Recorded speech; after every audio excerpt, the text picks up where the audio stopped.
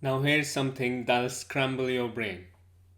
While everyone's obsessing over AI and ChatGPT prompts, there's a group of entrepreneurs quietly scaling to $100 million, working just 20 hours a week. And the AI obsessed founders, they are burning out at $1 million, working 80 hours per week. Now, wondering where they went wrong. And the difference is in what you think. It's not about working smarter or having better systems. It's about understanding the fundamental difference between being led by artificial intelligence versus being guided by something far more powerful. Now, look, before you click away thinking this is some woo woo spiritual nonsense, let me be clear about something. I am Sam Narang, and I have been exactly where you are, grinding myself into the ground thinking AI and automation would set me free. Instead, I discovered the secrets to scaling to 8 and 9 figures over 36 months and without the burnout. And yeah, I activated 12 stargates across the planet. And I know that sounds crazy, but I've also helped build Bank in a Box fintech model that got selected for Singularity University Accelerator, which is run by Peter Diamandis and his partner. I also helped AT&T expand their digital services across 13 states. So when I tell you there is a way to combine divine intelligence with AI to create destiny level wealth, I'm not pulling this out of thin air.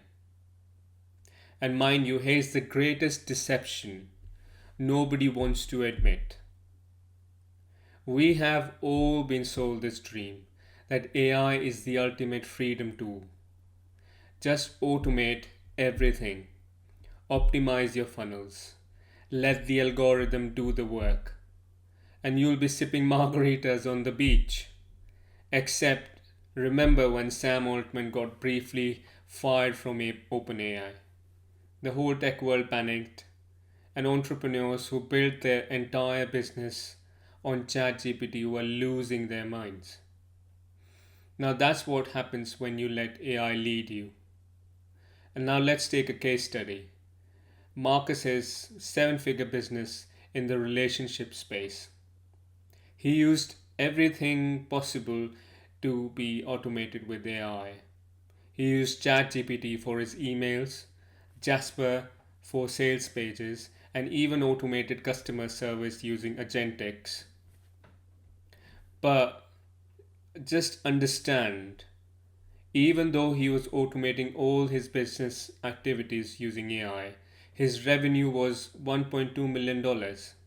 His work hours were 72 hours per week, but his stress level, his wife was asking for divorce.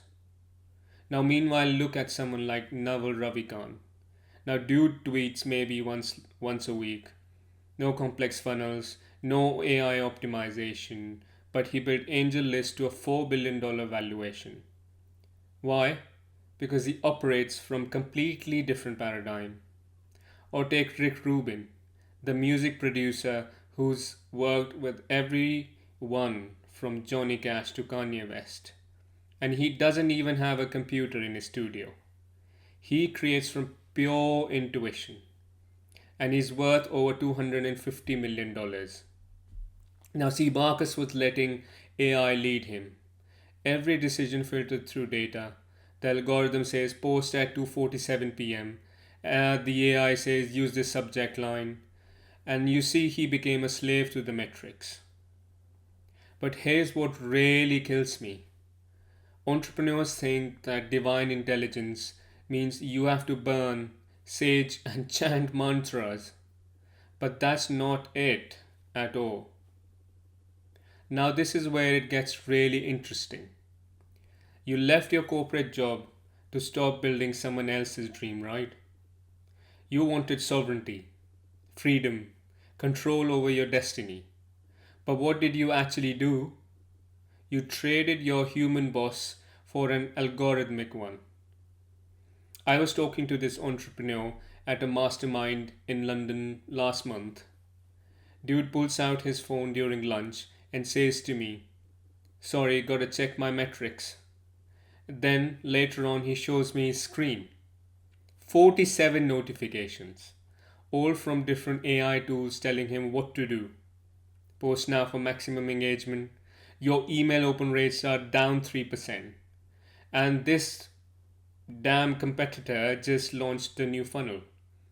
And I'm like, bro, you just became a middle manager for robots now. Think about Elon Musk for a second. Love him or hate him, the guy runs multiple billion-dollar companies. You think he's sitting there letting AI tell him when to tweet? Well, hell no. He tweets at 3 a.m. about whatever random thought crosses his mind. Sometimes it tanks Tesla stock. But he doesn't care. You see? Now that's sovereignty I'm talking about. And most entrepreneurs never figure this out. Remember when everyone was dropshipping fidget spinners because the data said it was trending?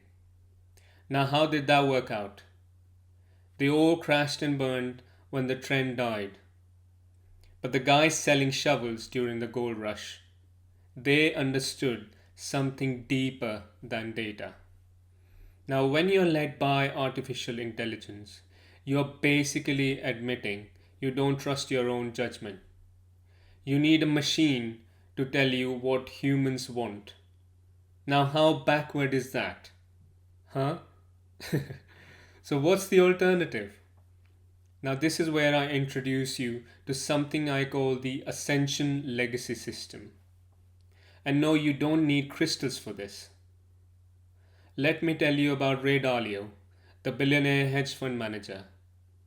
He built Bridgewater Associates from his 2-bedroom apartment to managing $124 billion. You know what his secret is? Daily meditation. Not the Om kind. He calls it transcendental meditation. 20 minutes twice a day. And he also said it's the single biggest reason for his success. Or look at Steve Jobs. Dude literally went to India, studied with spiritual teachers, and came back and built Apple. Do you think the iPhone came from market research? It came from what he called intuition. Now, what I am talking about here is beyond just intuition stuff. Divine intelligence, you see, isn't about rejecting technology. Job used plenty of tech, but he led with a vision, not data. Here's what actually happens when you tap into this. And also remember when Sarah Blakely cut the feet off her pantyhose and created Spanx. No AI told her to do that. No algorithm predicted it would become a billion-dollar business. She just had this knowing, man. Or when Howard Schultz walked into an Italian coffee shop and saw the future of Starbucks. The data said Americans loved convenience, fast food, drive-thrus.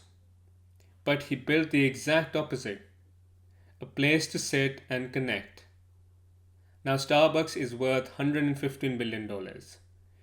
You can't AI your way to that kind of insight. And when you operate from this space, weird stuff happens. You'll randomly meet the exact person you need at a coffee shop. You wake up with a business idea that makes no logical sense but feels absolutely right. And when you follow it, money flows. Just let it sink. But you see, the pattern is always the same. You stop letting external forces like AI, metrics, competition dictate your moves. And secondly, you develop your downloading muscle while using AI as a tool. Thirdly, make decisions from frequency shifts and watch the impossible result happen. Now, real talk. When Russell Brunson built ClickFunnels, you think AI told him to? No. He had a vision, and then he used technology to scale it. Now, look, I get it. Your logical mind is probably fighting this. Divine intelligence? Really? But let me ask you something. How's the pure AI approach working for you? Like, really working? Not the revenue, I mean your life, your freedom, your sovereignty. And if you're watching this at 11 p.m. because you can't stop working, and if you're making money but feel more trapped than ever, and if you built a business to be free but became its prisoner instead, maybe it's time to stop chasing sides. You see, even Jeff Bezos didn't build Amazon by following AI prompts. He followed what he called long term thinking, seeing possibilities nobody else could see.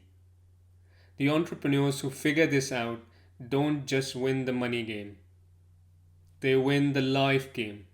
They build empires that run without them, and they create multi generational wealth while working 20 hours a week. They become truly sovereign. Now, the question is, will you keep letting AI lead you into burnout? Or will you learn to lead with both intelligences to create the empire and life you actually want? And if you're ready to go deeper into this, check out the video I'm posting next week here on YouTube as I break down the exact patterns I discussed before with what I call the Sovereign Wealth Codex, a framework which will help you step by step to create that sovereignty for you. And your sovereignty is really waiting. The only question is whether you'll step forward, claim it, embody it, and ultimately live it.